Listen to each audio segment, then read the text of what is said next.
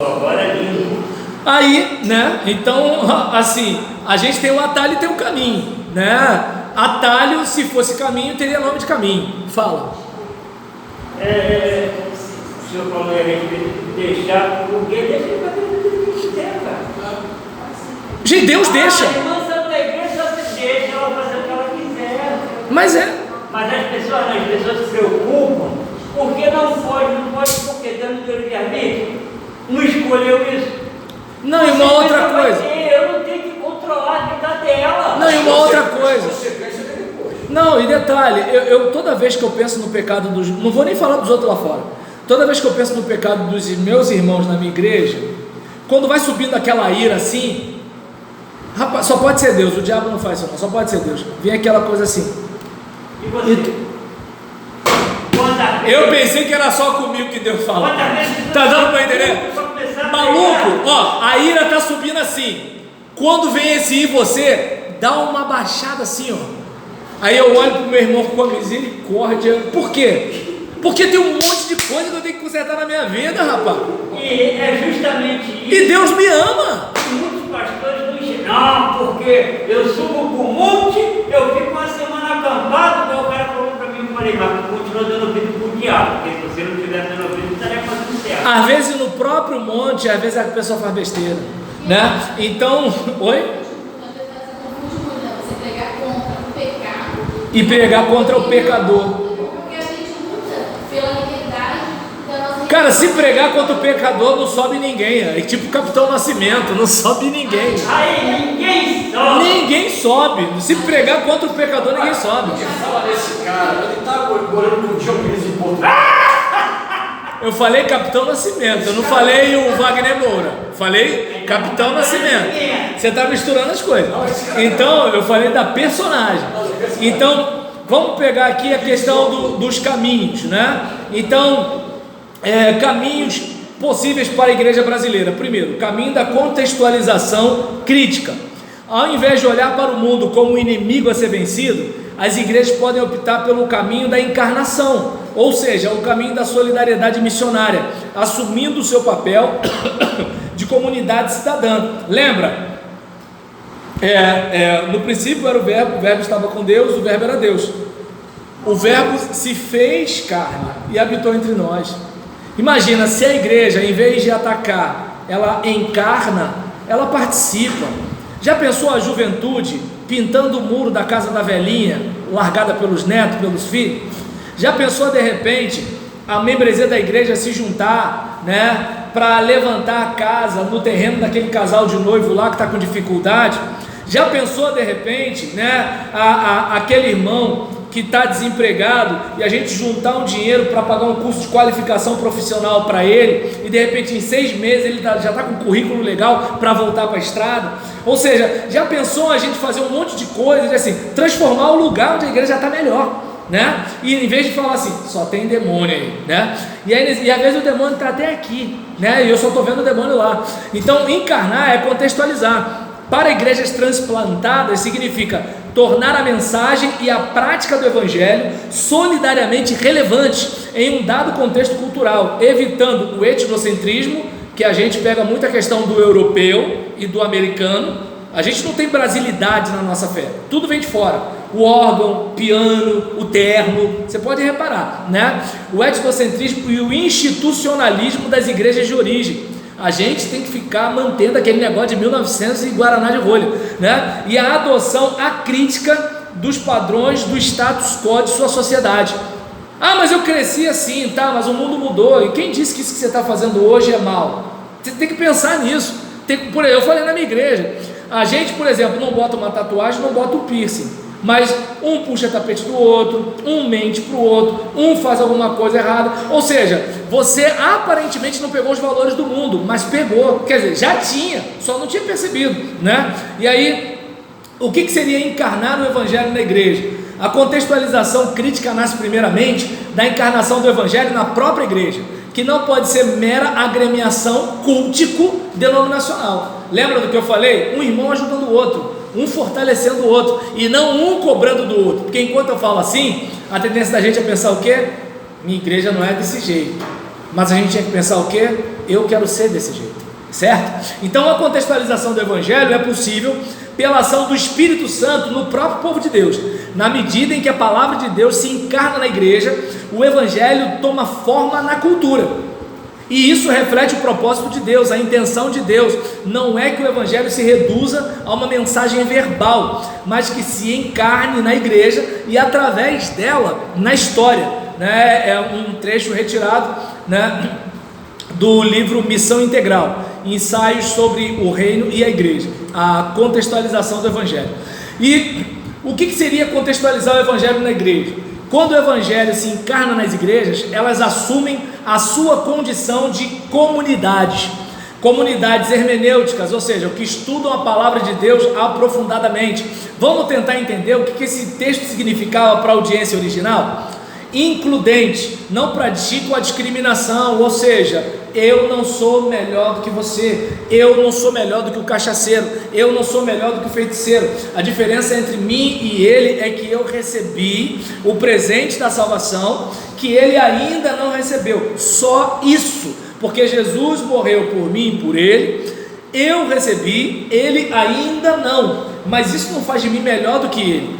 Pelo contrário, eu sou tão necessitado e carente quanto ele, só isso, né? A nossa diferença tem a ver com eu ter recebido e ele não, mas a necessidade os dois têm, né? Terapêuticas que ajudam a livrar da culpa e do medo, porque se nós pensarmos em culpa e medo, nós estamos lascados. Quanto pecado a gente não cometeu só hoje, essa semana, esse mês, esse ano, e Deus continua sendo bondoso com a gente, e a gente ainda falando dos outros, né? Então, comunidades hermenêuticas includentes, terapêuticas, solidárias, que não vivem em função do seu próprio crescimento. Eu quero crescer. Ó, vamos pegar esse dinheiro aqui para ajudar a mãe daqueles 2 filhos autistas. Mas é a nossa laje, pô, mas são filhos autistas. Vamos ajudar nesse tratamento aí? E aí? Vamos crer que Deus vai dar para a gente de novo o que a gente levantou? Né? Claro, numa igreja batista ele teria que ter uma assembleia, reunião, é mais complicado, né? Mas aí nesse caso, celebrativas, que efetivamente adoram a Deus pelos seus feitos no passado e no presente. Não é aquele culto que para ser alegre tem que ter o Kleber Lucas, o culto que para ser alegre tem que ter o Marcos Nascimento, o culto que para ser alegre tem que ter o pastor Lucas, o culto que para ser alegre tem que ter o Marco Antônio. Não, mas é o culto que, tendo Jesus, é o suficiente para a gente ficar feliz, né? E a gente celebra, e nisso a gente renova, né, a experiência de Deus. E renovando a experiência de Deus é um caminho. Lembra que a gente falou da experiência que está lá na Bíblia e da experiência que a gente pode ter hoje? Para ser tal tipo de igreja é necessária uma nova e renovada experiência de Jesus Cristo, a partir da dura realidade dos feridos. Gente, quanto caixão lacrado, quanta mulher de marido viciado, quanta gente, por exemplo, desempregada, quanta gente que perdeu parente para Covid, a gente discutindo, gente, no Facebook, e enquanto tem tanta gente precisando de um salmo, coloca um salmo lá no teu perfil para abençoar alguém, fala. Quantas pessoas em depressão e tudo sorrindo. Tá dando para entender? Não, e o pior, em vez de você dar uma palavra de apoio, ainda afunda dizendo que a pessoa está com um demônio, né? E aí eu pergunto, quem está com um demônio aí, mano? Deixa para lá. Então nesse caso aqui, né, quantas pessoas feridas, destituídas, marginalizadas da terra. Então Jesus Cristo é hoje com os excluídos e oprimidos da terra. Lembra? Perto estou do aflito e do necessitado, né? E aí nisso, onde quer que haja opressão, aí está o Espírito de Cristo encarnado na experiência dos oprimidos. Aí está Deus contextualizado na história presente das não pessoas da sociedade, porque vivemos num mundo que as pessoas valem o que tem. Se você não tem nada, aí a galera já começa a se afastar de você, fica doente, perde o emprego, pra você ver, né? E a gente vai renovar essa experiência de Deus com a seguinte postura: os cristãos precisam encontrar Cristo de novo. Eita, mano, porque no mundo em que vivemos, nesta complexa e confusa aldeia global da qual os cristãos fazem parte, a real identidade de Cristo tem estado oculta aos olhos de um imenso número de cristãos. E uma vez que Cristo é o coração do Evangelho, decorre que a evangelização efetiva não é possível onde sua presença libertadora não está sendo experimentada e sua verdadeira identidade está sendo distorcida. Vamos pensar, por exemplo, na questão de igreja. A gente fala de amor, a gente fala de perdão, a gente fala de liberdade, mas é um monte de gente neurótica, nervosa, acusando todo mundo, criticando todo mundo. A gente fala que o mundo está cheio de sensualidade e a gente não consegue vencer a nossa própria sensualidade, né? Eu estou querendo controlar os centímetros da saia da irmã enquanto eu tinha que controlar os meus olhos. Percebe? Assim, é um negócio que assim, a dona está tomando conta do filho da vizinha quando deveria estar tomando conta do seu filho. Então aí você olha a situação dessa e fala assim, peraí, a comunidade, ao invés de ser terapêutica, ela está trazendo adoecimento. Eu vou para lá e eu me sinto pior quando eu volto, né? Então isso precisa mudar. E exercer o discernimento. A verdadeira identidade de Jesus Cristo não é determinada por nossa realidade cultural. Então você fala doravante, lembrei da missionária da tatuagem que você me mostrou, né? Você fala doravante, você fala genuflexo, você chama Deus de sempiterno, Augusto, né? Aí você sabe, você fala sobre a graça preveniente, você sabe todo o acróstico da tulipa, você sabe falar disso, daquilo outro, tudo tal. Mas a questão é, essa questão cultural sua te torna alguém, né, melhor, te torna alguém mais parecido com Deus? O Cristo que experimentamos no mundo dos destituídos não é o produto da assim chamada cultura da pobreza, nem é um rebento da ideologia marxista que alguns estão tentando aí, uma consequência da assim chamada análise científica do processo histórico-econômico da sociedade. A verdadeira identidade de Cristo é, ao contrário, definida pela vida, ministério e morte de Jesus Cristo, conforme testemunhados pelo Novo Testamento. E a gente, além de exercer esse discernimento, né, que Jesus não é o que a nossa teologia elaborada diz, ele é muito mais vivo do que isso, certo? E nem o que algumas filosofias marxistas dizem, ele é mais do que isso. Nossa verdade é uma pessoa, não é uma abstração. Então, a partir desse discernimento, nós vamos vivenciá-lo. Não só a nossa experiência de Cristo deve ser testada diante de um critério passado, a vida, ministério e morte de Jesus, mas ela também deve ser verificada na transformação das atuais situações de opressão. Encarnar Cristo em nosso mundo é manifestar a presença transformadora do reino de Deus entre as vítimas do pecado e do mal. É a mulher que apanha do marido, é aquela jovem que fica se cortando porque ela é violentada pelo próprio pai. É, por exemplo, aquele jovem, né, que ele acha que o único caminho de ascensão dele é ir para o crime. Eu não estou dizendo necessariamente que assim, o bandido ele é um cara bom, mas tem aquele cara que olha e fala assim, pô, não sei nem ler e escrever direito, eu não consigo nada na vida, né? Eu não conheci meu pai, minha mãe vive bebendo cachaça, eu tomo um tapa na cara de todo mundo aqui, quer saber? Estou revoltado com a vida. Então o que acontece? Numa hora dessa, uma igreja aparece, há uma mudança, o cara começa a tocar teclado, começa a tocar violão, aí alguém já fala assim, cara, já pensou em estudar? Ah, eu não tenho idade não, eu sou muito burro. Não, vamos ver a matrícula aí, eu conheço uma fulana, vamos ver como é que a gente faz. Ah, mas não tem documento, vamos tentar dar um jeito nisso.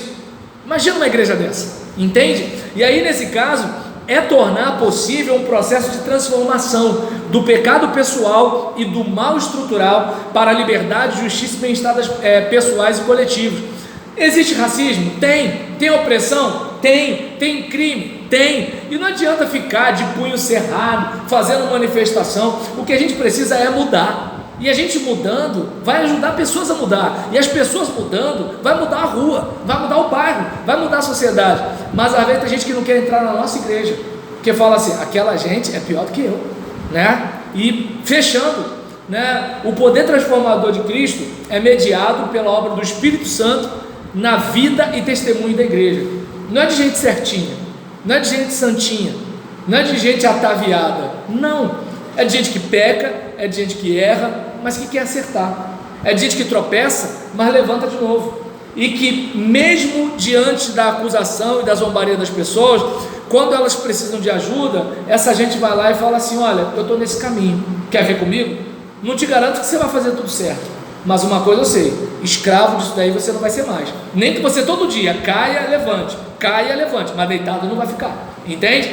E aí nesse caso, para encarnar Cristo em nossas respectivas situações de opressão e exclusão, a igreja coletivamente e através de seus membros, bem como mediante a participação de seus membros em movimentos sociais não eclesiásticos, se for o caso, deve tornar-se imersa nelas e trabalhar para a sua transformação.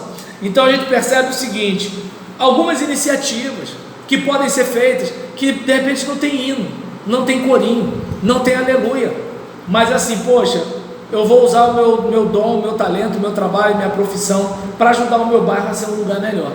Então, que a gente possa, né, olhar, né, para o mestre da Galileia, né, que curava os enfermos, ajudava as pessoas, restaurava as pessoas, e assim, mas eu não tenho o poder que Jesus tinha, tá, mas eu tenho outros poderes.